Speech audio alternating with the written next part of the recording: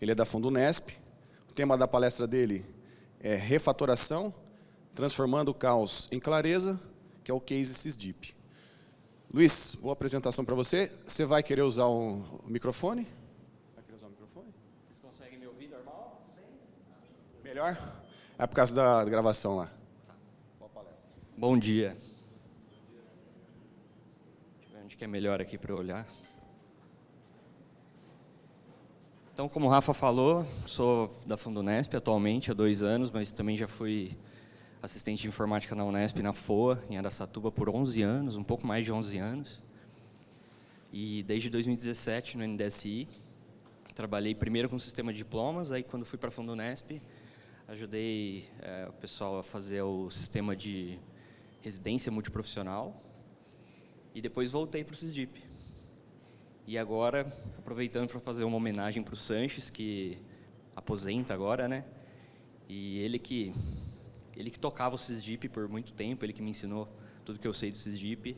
Então fica aqui uma homenagem para ele, que ele tem uma boa aposentadoria, merecida. E aproveitando então para explicar o tema da apresentação ali sobre refatoração, só que tem o subtítulo ali que é meio estranho, né? Transformando o caos em clareza. E eu vou explicar por quê. Acabei de fazer uma homenagem para o Sanches, então é claro que não estou falando que o Sanches deixou o sistema um caos.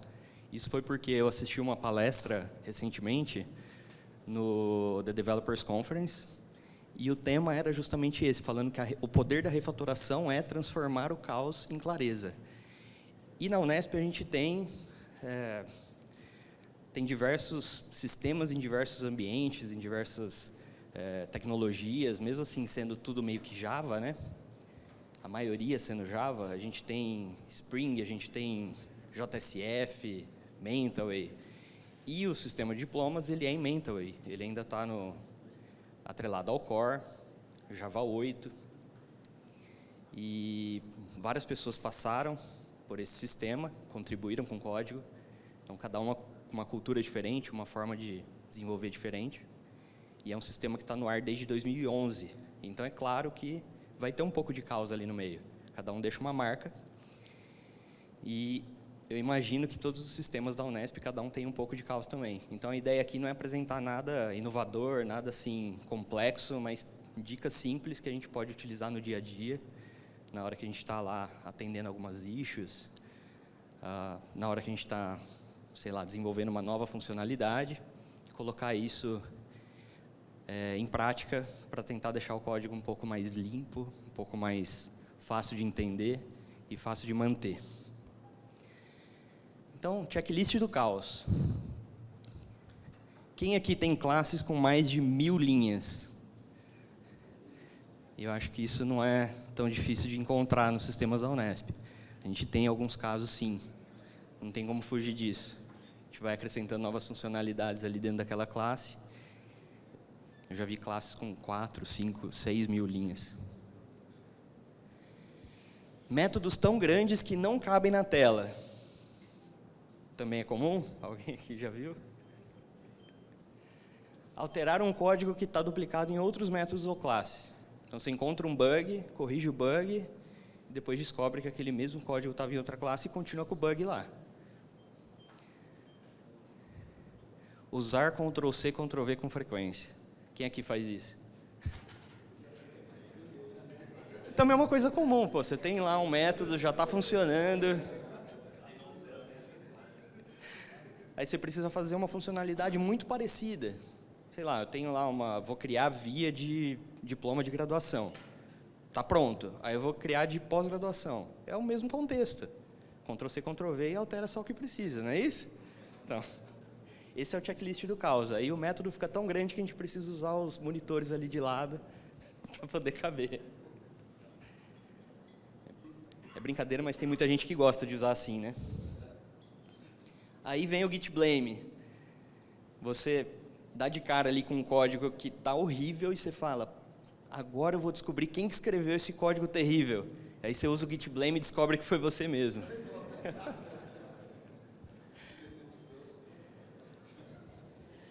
Eu ia contar um caso aqui, mas está sendo gravado, não sei se eu posso falar. Posso falar?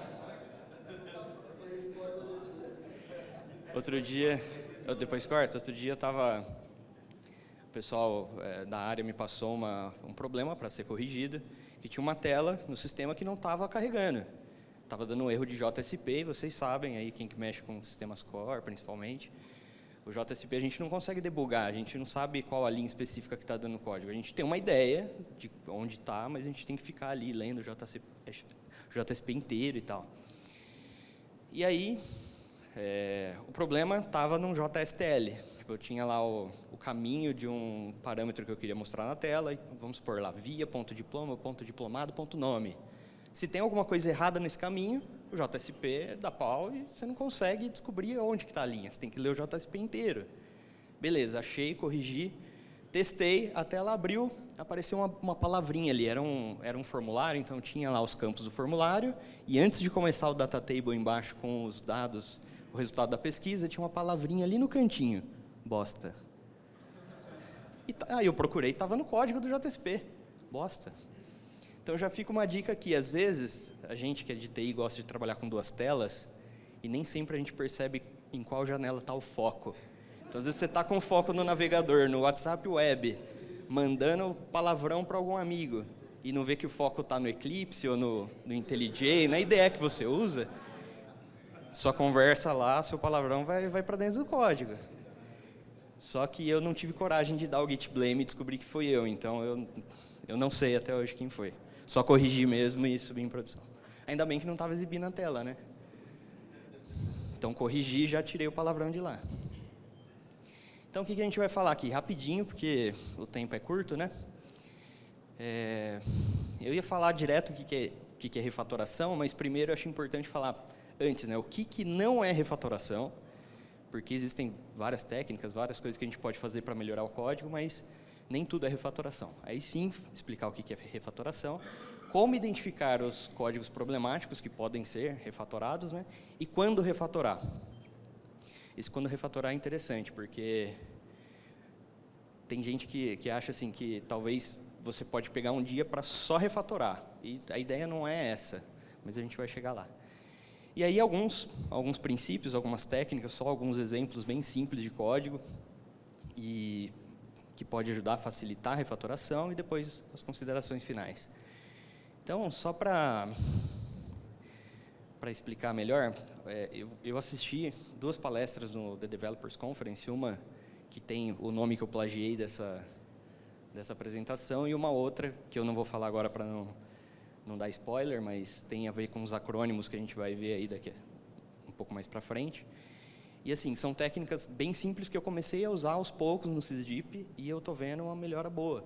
Então, achei assim, mesmo sendo coisa simples, que provavelmente muitas pessoas aqui já fazem, talvez outras que não fazem ainda, comecem a utilizar e vai ter um bom produto final.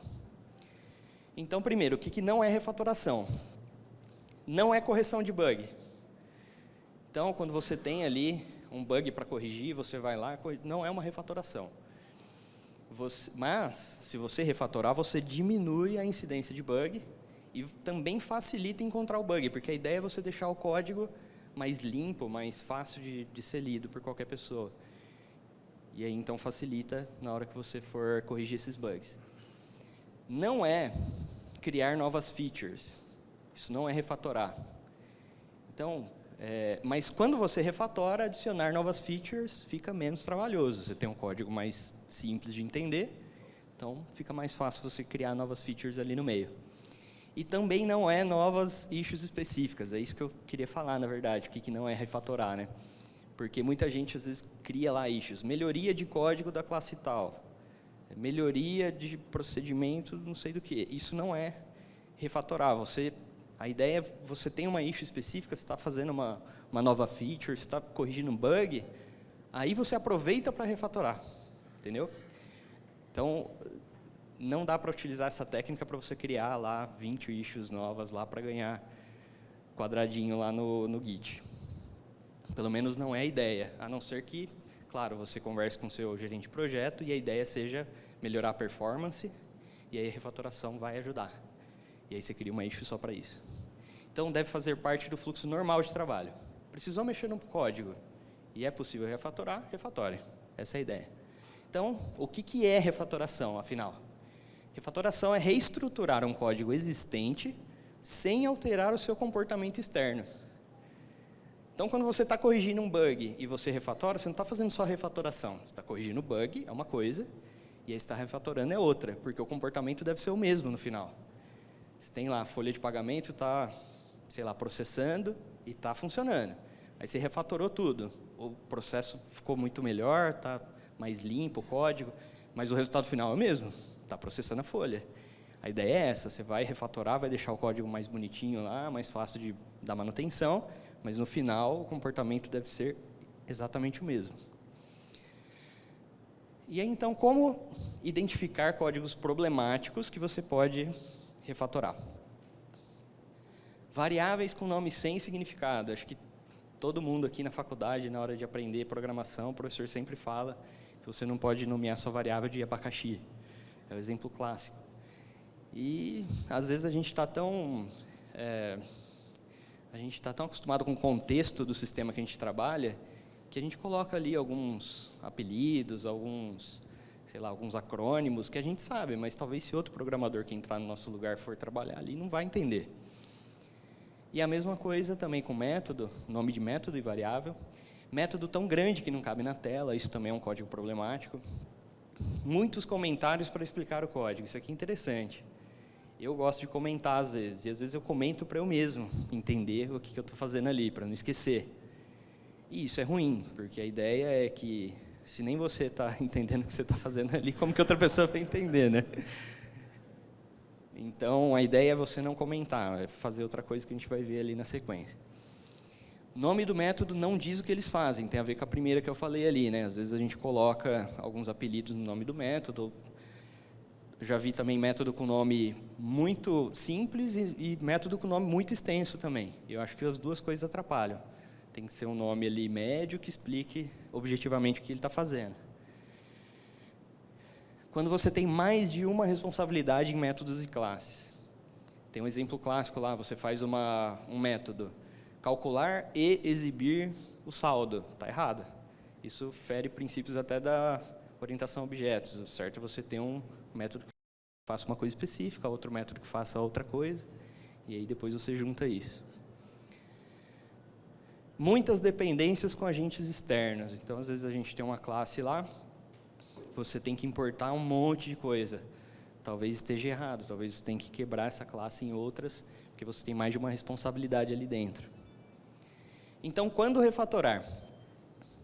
Quando você for adicionar uma nova funcionalidade, você está lá na classe, e você viu que tem ali um código que precisa melhorar, aproveita que você está mexendo naquela classe, refatora. Aproveita que você está mexendo naquele método e refatora. A mesma coisa quando você for corrigir bug. Que nem esse caso que eu comentei do bosta lá. Estava corrigindo, encontrei o problema, fui lá, alterei, refatorei também, aproveitei. Ao fazer pequenos ajustes, tudo bem, aqui só tem um ponto de atenção. Às vezes você precisa fazer uma coisa muito simples lá. Por exemplo, às vezes a gente tem que cadastrar editais de revalida. Vocês já ouviram falar, né? Revalida. Isso está dentro do sistema de diplomas. E aí, uma coisa que seria uma linha de código que você tem que alterar lá, aí você começa a refatorar, daqui a pouco você vai ver se está em outra classe que não tem nada a ver com aquela classe que você começou mexendo.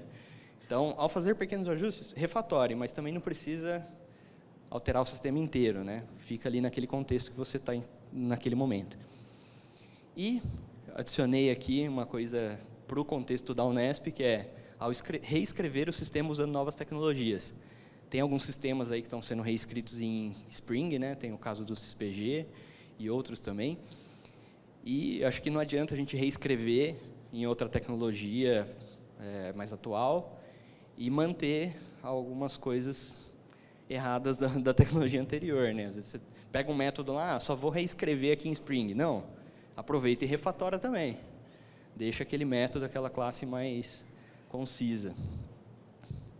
E é isso que acontece quando você refatora, né? Você deixa o negócio mais organizado. Então, entrando agora nos princípios e técnicas mesmo, o que a gente pode fazer para refatorar. Um dos princípios é a preservação do comportamento, renomear métodos, extrair métodos, a gente vai entrar em detalhes na sequência, consolidar condições, não está indo aqui, pull up field, push down field, e dry keys e Agni. Alguém já ouviu falar desse keys aí? Mas da banda? Ou do acrônimo? Do acrônimo? Ah. Você já ouviu falar de solid? Tem a ver com solid, né? Então, a gente vai ver isso aí um pouco mais em detalhe agora. Então, o primeiro princípio da refatoração, que é a preservação do comportamento, o que ele fala? Você tem que buscar por um código mais legível e sustentável, mas sem alterar o comportamento dele. Sem alterar o comportamento do código anterior, levando em conta que ele estava se comportando corretamente. Então, você deve manter o comportamento contanto que ele estava correto antes, né? Senão, que nem eu falei, se tem um bug para corrigir, corrige primeiro e aí refatora. E uma dica importante é fazer refatoração por partes, com testes para você não quebrar.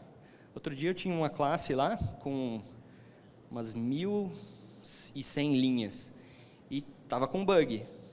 Só que na hora de corrigir o bug, eu fiquei confuso de entender o que estava acontecendo. Era uma classe que eu nunca tinha mexido. E aí eu aproveitei para refatorar, para eu poder entender o que estava acontecendo ali. Refatorei a classe inteira e quebrou, claro. Porque tinha 1.000 linhas, eu mexi nas 1.000 linhas, quebrou tudo. Mas me ajudou a entender o que a classe estava fazendo, e aí eu consegui corrigir o que eu tinha errado. E essa classe que tinha 1.100 linhas, hoje tem 680, fazendo a mesma coisa que fazia antes. E com o bug corrigido. Então, a ideia é essa. Você preserva o comportamento durante a refatoração, mas refatora por partes para não quebrar.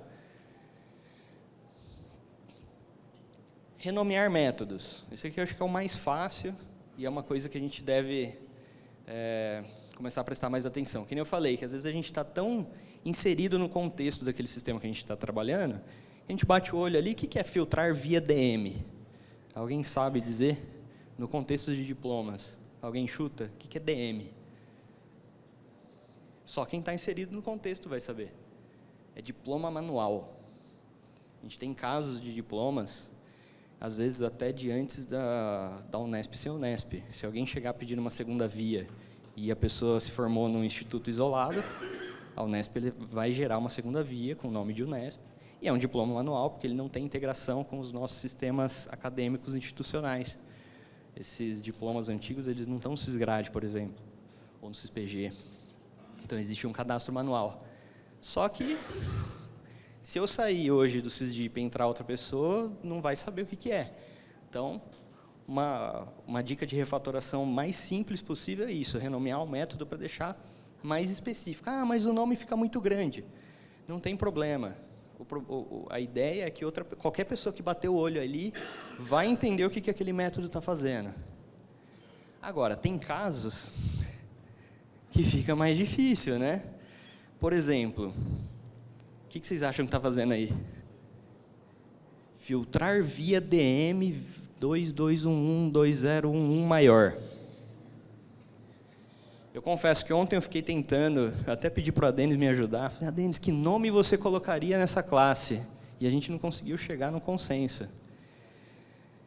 Colocando o resto dela ali, fica um pouquinho mais claro que ele quer filtrar a via de diploma manual, que agora vocês sabem pelo exemplo anterior, mas que seja ali maior do que aquela data.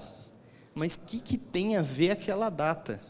Para quem não está no contexto do diploma, não sabe que essa data é a data que o sistema de diplomas entrou no ar. Então, a gente tem diploma manual, que eu já expliquei o que é, né? Só que a gente tem o diploma manual de antes do SysDip existir, a gente tinha um SRD, que era outro sistema. Tem diploma manual que nunca foi cadastrado também. E a gente tem os diplomas manuais de depois do SysDip. Então, é isso. Mas e aí, que nome que a gente coloca? Eu confesso que eu não cheguei numa conclusão, então eu vou ter que pensar mais a respeito. Mas tem que ficar mais claro e refatorar o nome desse código.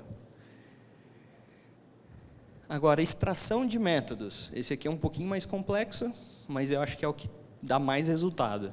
Você vai mexer num método lá, Vamos supor aqui um exemplo bem simples. Eu tenho lá um imprimir extrato bancário, por exemplo, né? E a gente, na hora de imprimir, imprime o logo do banco primeiro, depois os dados da conta, depois o saldo. O que a gente poderia fazer aqui? Extrair aquelas outras informações num outro método. Então, primeiro eu imprimo a logo, depois imprimo o detalhe, e essas duas chamadas dentro do método imprimir extrato. Quando você faz essa extração de métodos, deixando tudo separadinho, fica mais fácil de entender, fica mais fácil de manter. Depois, um exemplo do SysDeep. Aqui vocês podem ver que é uma tela do Git, né? Que o que está vermelhinho aí foi o que saiu. Não sei se todo mundo vai enxergar, porque a letra está pequena, mas o que ele está fazendo ali? Quando o diploma que é impresso, ele vai para a unidade tem que imprimir um termo de retirada. O aluno vai lá, retira o diploma e assina falando que ele recebeu o diploma dele. Claro que isso vai deixar de existir, porque a gente tem o diploma digital agora. Mas nem tudo é digital, a gente ainda tem diplomas impressos.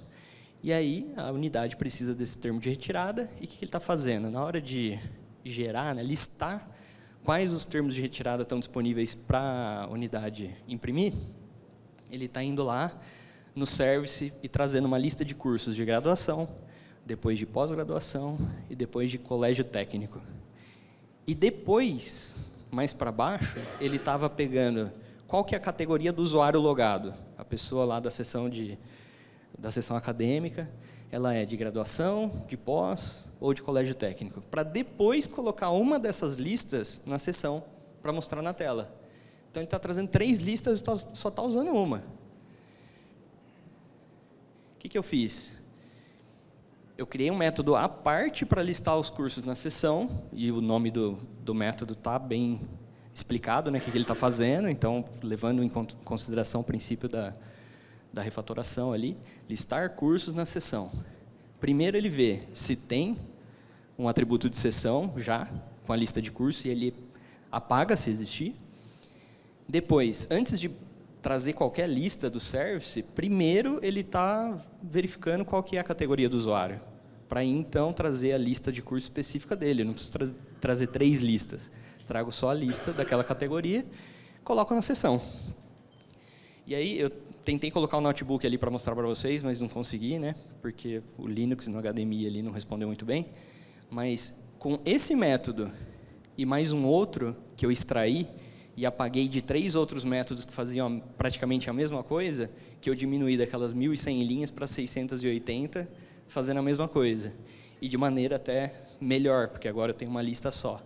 Não preciso ir no banco de dados trazer informação que eu não vou usar. Consolidar condições. Aqui é uma outra dica bem simples também. Aqui eu tenho um exemplo de cálculo de valor de auxílio educacional. E, geralmente, essas coisas, qualquer coisa dentro de quase todas as empresas, tem regras, né? Para você ganhar uma promoção, você tem que seguir alguns requisitos. Para você pedir um afastamento, às vezes você não pode estar nos primeiros anos de emprego. Então, nesse exemplo, para calcular o valor, se a pessoa tiver menos de 2 anos de empresa, 0. Se a pessoa tem um contrato temporário, 0. Se é estagiário, 0. O que a gente pode fazer? Consolidar todas essas condições numa só. Então, você pode criar um método à parte, não elegível para auxílio educacional, fazer os testes específicos e já retornar 0 de uma vez. Então, isso fica muito mais fácil de entender o que está fazendo e também, né, mais fácil de dar manutenção, novamente. Isso seria, então, o princípio de consolidar condições. Depois, esse aqui não é tão profundo assim na refatoração, mexe com regras de negócio, mas tem dois princípios que ajudam também. Que ali no exemplo a gente tem o employee, né, o funcionário, e eu tenho 2 tipos de funcionário. Um vendedor e um engenheiro. E os 2 implementam um método getName.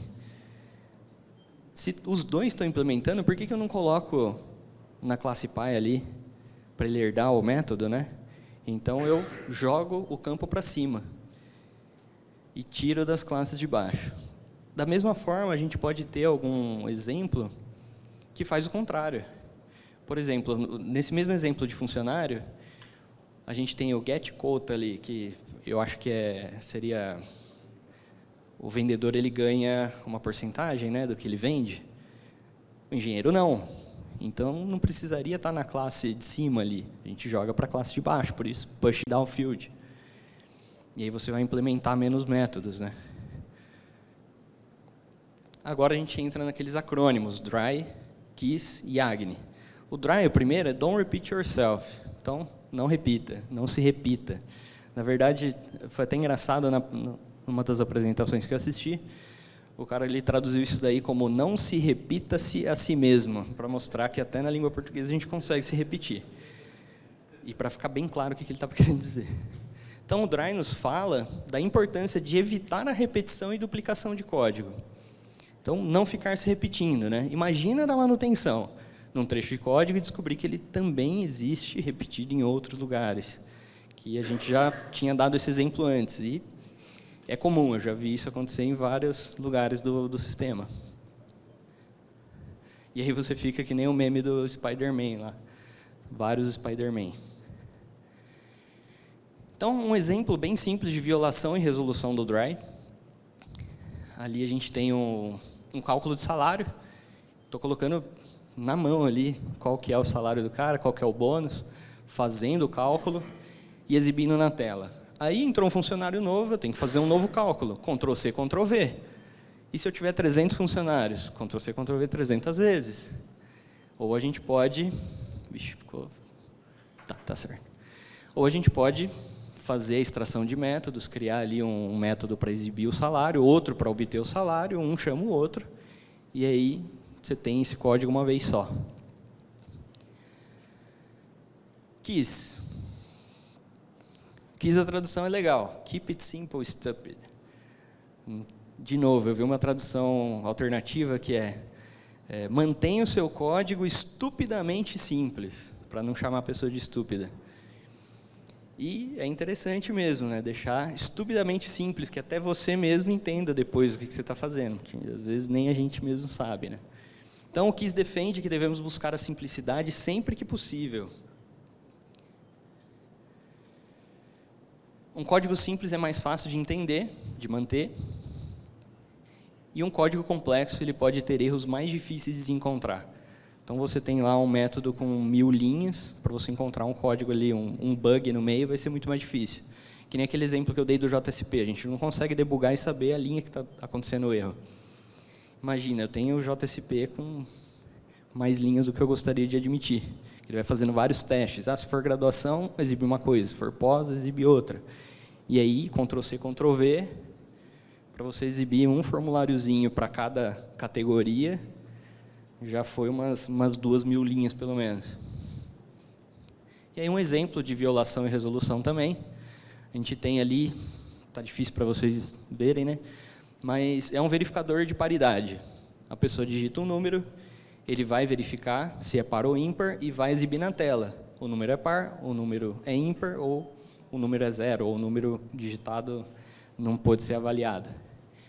E aqui, o mesmo código com menos linhas, mais simples de entender, você pega direto ali num operador ternário e retorna se ele é par ou ímpar. Quem aqui gosta de usar o ternário? Falou em código simples, mas usou um operador ternário. Existe uma discussão, muita gente gosta, muita gente não gosta. Eu acho que não tem um meio termo até hoje onde eu vi. Eu particularmente gosto, eu acho que fica muito mais simples, principalmente para coisas pequenas. Mas eu já vi e já usei, infelizmente, o operador ternário ali que quebrou numas 3, 4 linhas. Porque aí você tem que chamar um parâmetro, um objeto ali que é muito grande para você chegar onde você quer. Aí realmente fica mais difícil de você entender. A pessoa bate o olho ali e ela não sabe o que está acontecendo. Então, assim, usar, mas usar com responsabilidade. E AGNI, nosso último aqui. You aren't gonna need it. Você não vai precisar disso. Então, o que ele enfatiza? Que nós não devemos adicionar funcionalidades a menos que haja um requisito claro ou demanda real para elas. Um exemplo muito comum, to do. Acho que provavelmente aqui todo mundo já usou to do na vida, né? que é o to-do? Você deixa lá falando o que você ainda tem que fazer, o que pode ser feito um dia. Então, a ideia é você não usar. A ideia é, tem um requisito para ser feito aquilo? Então, já faz. Não tem? Então, espera o requisito ser colocado no projeto, na próxima versão. Não coloque o to-do ali. Principalmente com uma rotatividade de programadores, às vezes o próximo que entrar não vai saber o que você colocou ali. E a gente tinha falado de comentário, né? Substituir comentários por código autoexplicativo. É proibido usar comentário? Não, mas a ideia aqui que ele está falando é para usar menos. Se você deixar o código, se você escrever o código de uma maneira que fique mais fácil de entender o que ele está fazendo, você pode usar menos comentários. E aí, eu achei uma foto aqui interessante. O que parece quando a gente usa comentário no código? Parece que a gente está fazendo isso. Ó. Tem uma placa de pare embaixo escrito, isto é uma placa de pare. Então, a ideia é, se você deixar o código autoexplicativo, você não precisa comentar o que ele está fazendo. E aí, rapidamente, aqui uma violação e resolução de Agni. Um exemplo do SysDeep. Eu tenho integração com graduação via Beans, né? E a ideia, há muitos anos, é integrar via Web Service. E aí eu encontrei esse código para colocar aqui no exemplo, utilizar Web Service no futuro. Então, está nos requisitos, está no Open Project, estava no Open Project. Então, um dia vai sair. Então, não preciso desse to-do. Quando o gerente, a área, decidir que é a hora, aí a gente sai procurando os casos e resolve. Um outro exemplo ali, ele é como se fosse um iFood. Você tem o número de pedido, data de pedido e tal, e o cara colocou um método, calcular caixinha do entregador, to do, implementar a lógica de cálculo da caixinha do... Se você ainda não está pagando uma caixinha para o entregador, não coloca. O dia que você colocar um requisito no projeto e jogar lá para a equipe fazer, eles vão saber o lugar certo de colocar. Então, tirar o to do. Só usar quando é estritamente necessário. E considerações finais, então, eu trouxe duas frases que eu vi nas apresentações que eu achei muito interessante. A primeira é a regra do escoteiro. Qual que é a regra do escoteiro? Deixe sempre o acampamento mais limpo do que você encontrou. Quem disse isso foi o Uncle Bob, num livro que eu vou colocar ali embaixo. Então, o mesmo vale para o nosso código, deixar mais limpo do que o que a gente encontrou. O Uncle Bob, na verdade... ele tem um outro nome ali. Eu achei que ia aparecer primeiro. Mas a segunda frase é, qualquer tolo é capaz de escrever código que um computador possa entender, mas bons programadores escrevem código que os seres humanos podem entender. Então, que todos nós sejamos bons programadores.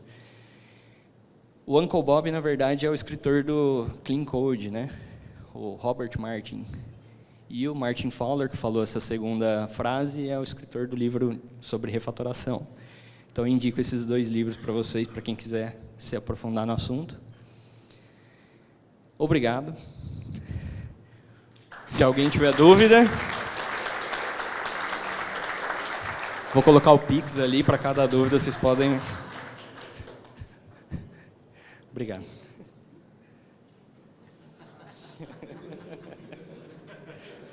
Para cada dúvida, R$5 no meu Pix, por favor. Dúvidas mais complexas, R$10.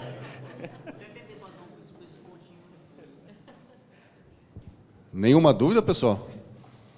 Olha lá, levantou a mão. Harrison. Deixa eu levar aí, peraí. Já cheguei. Agora que cheguei aqui... Você é muito rápido. Parabéns, foi bacana pra caramba. Eu tenho uma dúvida. Por exemplo, num procedimento que você falou, vou pegar lá o método que tem um nome que não significa nada, vou trocar o nome desse método por um nome que significa. Beleza, troquei. Esse método é usado 218 vezes em vários arquivos do meu código. Você usa alguma ferramenta de IDE, algo em específico para fazer essa substituição? Porque assim... ou você faz lá, não, vou usar grep, eu faço aqui em shell script, meto né? Ou você utiliza alguma ferramenta para fazer isso, para adiantar, tipo, tudo que está nesse projeto já vai substituir o nome. Acho que eu vou deixar aqui, né? Acho que qualquer IDE hoje tem o Refactoring Rename, né? Você clica com o botão direito lá, manda refatorar, renomeia, ele renomeia no projeto inteiro. Então é obrigatório fazer assim, não faz de outro jeito não. Serve. Nome de variável, nome de método, tudo isso geralmente tem o refactoring. Ah, gostei da ideia, hein? Usa um refactoring lá.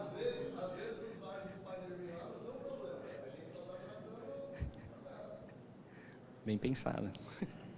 Mais alguém?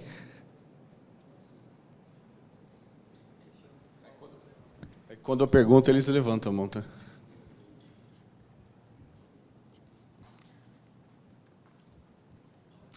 Só fazer um comentário sobre aquele diagrama de herança ali, né? No método.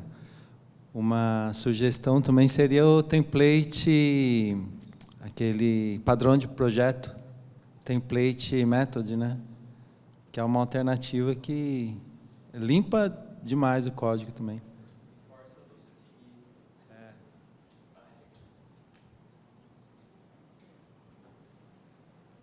Sim, obrigado. Se ele força a seguir, né, as regras. Como você vê a relação do princípio Yagni com, por exemplo, padrões de projetos tipo Clean Architecture ou arquitetura hexagonal? Por exemplo, você pega no Solid, você tem inversão de dependência. Cada inversão de dependência que você faz, você acaba criando uma classe abstrata, uma interface a mais, que num padrão sem inversão de dependência, ele não existiria. Aí tem aquela coisa de você não vai precisar disso. Como você vê essa relação? Sei lá, cria ou não cria sempre, porque existe um princípio que diz é bom ter inversão de dependência, ou falar, não vou precisar disso, entendeu? Então, não vou criar. Não sei. Como você enxerga essa relação? O Keys e a Agni Dry, eles são complementares ao Solid, e eles falam que uma regra não pode passar por cima da outra, então você tem que seguir todas, entendeu? Não pode resolver uma violando outras, tem que, né, seguir todas. E, ao mesmo tempo, ele dá uma dica que diz o seguinte: o padrão de projeto é muito bom, mas se você quiser escrever um código simples, é bom você não começar utilizando ele. Se você não vai precisar, não faça. Aí, à medida que você está avançando no seu projeto e você vê a necessidade, aí você segue o padrão de projeto.